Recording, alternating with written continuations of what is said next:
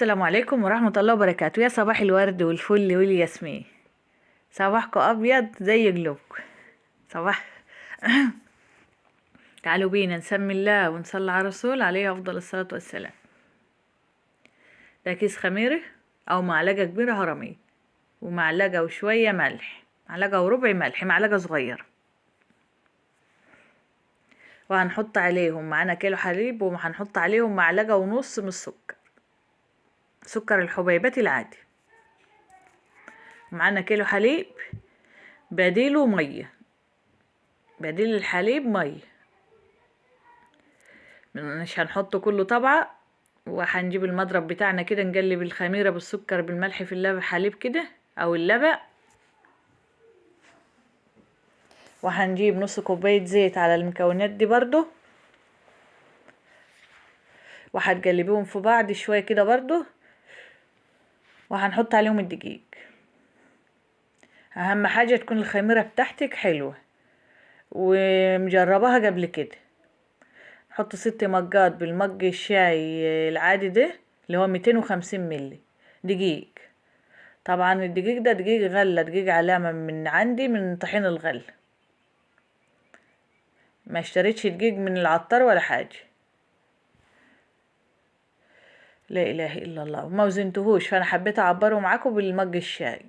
هما 6 مجات. لو حابة تزودي الكمية ديت هتزودي خميرة، وهتزودي الزيت والسكر برضو والملح، وبالمية عادي، المية بتاعتنا عادي. لا اله الا الله. وهنعجن العجينة بتاعتنا. اهم حاجة تخدمها حلو. هي العجينة الدقيق بتاعنا حلو نوعيته نضيف، الغلة بتاعتنا حلوة نضيف، على اول عين دي بتبقى حلو. لا اله الا الله. طبعا لو كده هنشيلها على الرخامة وهنخدمها تاني شوية حلو. اهم حاجة عشان ما يبقاش فيها تكتلات او دقيق لسه ما شربتهوش العجينة، فيستحسن هتطلعها على سطح الرخامة او تخدمها في البولة حلوة برضه وانت قاعدة كده لو هتتعبي من الوقف. ما فيش رجل ولا ظهر للوقف. لا اله الا الله. زي ما انتم شايفين يا حبايبي كده، والرخامة بتاعتنا طبعا احنا بنغسلها على طول نضيف، وانا غسلها قبل ما اعمل عليه. هنجيب البولة بتاعتنا. طبعا انا عاجنة العجينة حلوة، ما خدتش وقت مني برضو ولا حاجة. هنجيب البولة بتاعتنا نعصها زيت بايدك بس كده، عشان ما نهدرش العجينة فيها وتلزق فيها، خسارة بفلوس. كل حاجة خسارة يا ولاد. لميها تلمك، مش بقولوا كده برضو. هنسيبها نغطيها بكيس نضيف عندك حلو، كيس تلاجة، اي كيس عندك نضيف.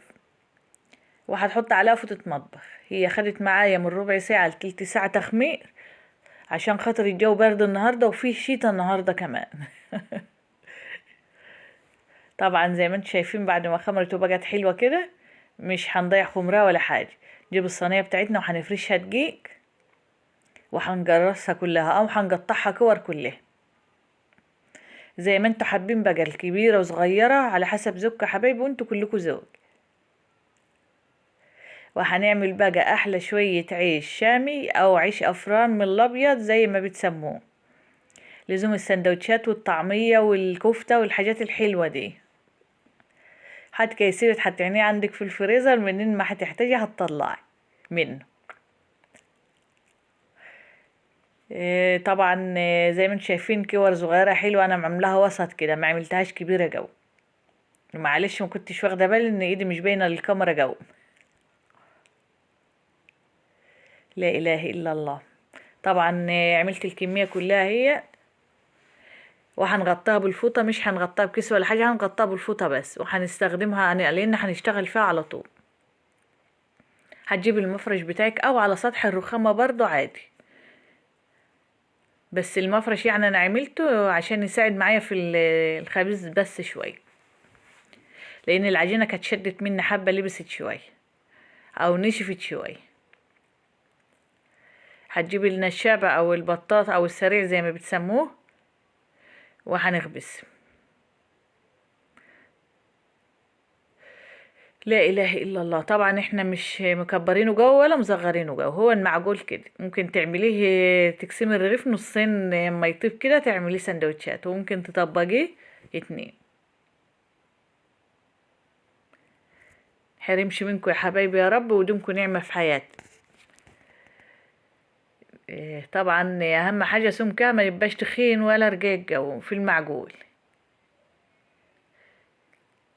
وهتحط لها على اللوح بتاعنا على شوية دقيق.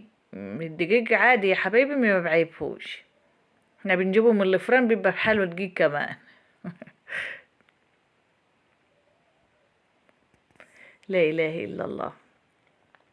زي ما انتم شايفين طبعا برضو عملت معاكم 2 أو 3 عشان ايه ما طولش معاكم وقت الفيديو.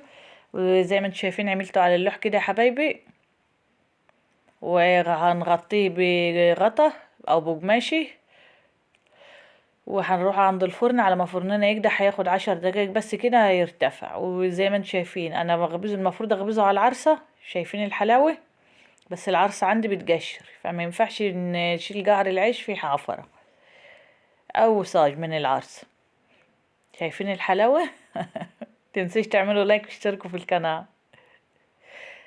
يبقى حاجات بسيطة من بيتك هتدخل الخير، تعملي لولادك احلى عيش. شايفين يا حبيبي؟ ما شاء الله عليه، وطري وجميل ومتحمر وما شاء الله عليه. تعملي سندوتشات كبدة بقى، طعمية، كفتة، زي ما انت حابين. شايفين الحلاوة؟ بذمتكم ما يستاهلش لايك واشتركوا في القناة؟ ممكن بقى تعملي فيه، هتعمليه كده ايه للكفتة، للطعمية، هتقسميه بالسكينة 2 على حسب ذوقكم يا حبايبي. وانتوا كلكم ذوق. حرمش منكم يا رب، ويدومكم نعمة في حياتي يا احلى واغلى اخوات. شايفين الحلاوة يا ولاد؟ السلام عليكم ورحمة الله وبركاته. استودعكم الله الذي لا تضيع ودائعه.